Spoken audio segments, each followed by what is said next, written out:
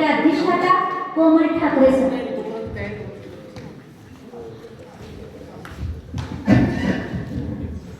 धन्यवाद मॅडम.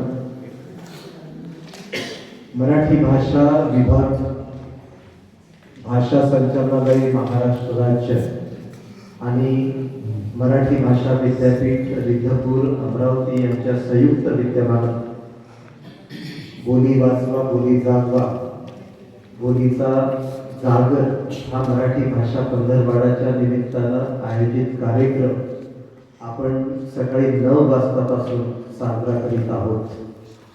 या कार्यक्रमासाठी आपण सारे अत्यंत मनापासून उपस्थित झाले. पण या कार्यक्रमाची इथेच घेण्याबद्दलची मूळ कल्पना ज्यांची होती, ज्यांच्या अंतःकरणात मराठी भाषा साहित्य आणि संस्कृतीबद्दलचं अत्यंतिक प्रामाणिक प्रेम आहे, असे मराठी भाषा विद्यापीठाचे आदरणीय कुलगुरू आपल्या आजच्या या समारंभाचे सन्माननीय अध्यक्ष आमचे मार्गदर्शक डॉक्टर अविनाश आवलगावकर सर यांनी ही वाट पेटवली, म्हणून आज हा बोलीचा उजेड इथे पडला यात काही शंका वाटत नाही. त्या निमित्ताने त्यांचे आम्ही मनपूर्वक आभार मानतो. हा कार्यक्रम देणारे महाराष्ट्र शासन आणि महाराष्ट्र शासनामागे महाराष्ट्र शासन हे म्हणजे शासन जरी असलं, सरकार जरी असलं तरी त्या सरकार कोण चालवतं तर लोकच चालवतात आणि लोक म्हणजे शासन असतं. म्हणून काय मागावे मी तरी तू तरी काय द्यावे, देणारा तू जिथे आणि घेणारा मी स्वभावे. म्हणून आभार तरी कोणाचे मानायचे, त्यांचे की आमचे?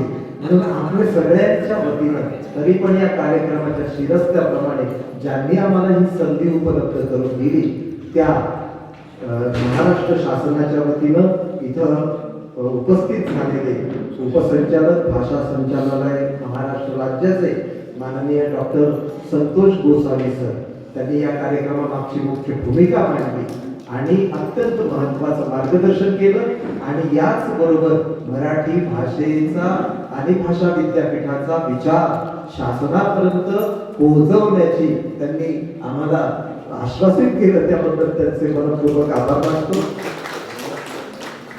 या बोली जागवा बोली वाचवा कार्यक्रमाच्या निमित्तानं बोलीच्या संदर्भातले खूप महत्वाचे भाष्य आज आपण ऐकले, त्याचं प्रात्यक्षिक आपण ऐकलं. मराठी सर आणि डॉक्टर मंदाई दुरकर मॅडम ह्या बोली तज्ज्ञ आहेत आणि बोली तज्ज्ञांचं मार्गदर्शन आपल्याला लाभलं ही आपल्याकडच्या अत्यंत महत्वाची गोष्ट आहे. आपण अशी भाषणं सामान्यतः ऐकत नाही.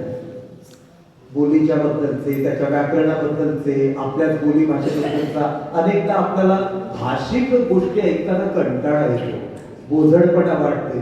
पण तेही तितक्या आपुलकीनं आपण ऐकून घेतले, प्रेमानं ऐकून घेतले आणि तितक्या सहज सुलभपणानं ते आपल्या अंतर्मनात संक्रमित करण्याचं काम ज्या 2 महान भाषा तज्ज्ञ बोली तज्ज्ञांनी केलं, त्याबद्दल त्यांचं मनपूर्वक आभार मानताना आम्हाला आनंद होतो.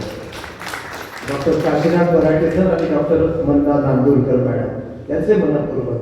भाषा मरेता देशही मरतो, संस्कृतीचाही विजय दिवा, भाषिक गुलाम होऊनी पर प्रगतीचे शिर कापू नका, असं जे कुसुमाग्रजांनी म्हटलं त्या उक्तीला खऱ्या अर्थानं कृतीत उतरवणारा हा कार्यक्रम आहे असं मला वाटते. आणि म्हणून या कार्यक्रमाच्या यशस्वीतेसाठी जिल्हा परिषद प्राथमिक शाळा उर्दू शाळेच्या मुख्याध्यापक माननीय जरीना परवीन मॅडम इथे आल्यात आणि त्यांचे विद्यार्थी त्यांनी इथे पाठवले, त्याबद्दल आम्ही मराठी भाषा विद्यापीठाच्या वतीनं त्यांचे मनपूर्वक आभार मानतो.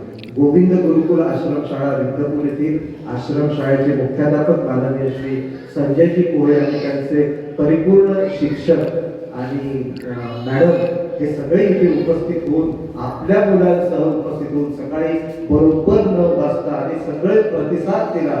उत्तम पोरांनी मजा केली आणि सरांनी त्याचा उद्घोष केला या आपल्या भाषणातून, त्याबद्दल त्यांचे मी मनपूर्वक आभार मानतो विद्यापीठाच्या वतीनं. त्याचबरोबर बचत गटाच्या अध्यक्ष, बचत गटाच्या सगळ्या महिला इथे माननीय महाभूमी चॅनलचे प्रशांत सोनवणे साहेब पत्रकार, त्यांनी इथला सगळ्या क्षण आपल्या कॅमेऱ्यात टिपला, त्याबद्दल त्यांचे मनपूर्वक आभार मानतो. या कार्यक्रमासाठी शासनाचे प्रतिनिधी म्हणून इथे जे मान्यवर उपस्थित झाले त्या सर्वांचे आम्ही मनपूर्वक आभार मानतो. अतिशय या कार्यक्रमाला सूत्रबद्ध पद्धतीने सूत्रसंचालन करणाऱ्या डॉक्टर आशालता गुप्ते मॅडम तिकडे होत्या, आपल्या गावात होत्या, पण इतक्या तळमळीनं भाषा विद्यापीठाच्या प्रेमापोटी ते इथे हजर झाल्या आणि त्यांनी उत्तम सूत्रसंचालन केलं, त्याबद्दल त्यांचे आभार मानतो. विद्यापीठातील सर्व प्राध्यापक वृंद आणि विद्यापीठातील सर्व कर्मचारी वृंद, त्यांनी 3 दिवसात सगळे चक्र फिरवले.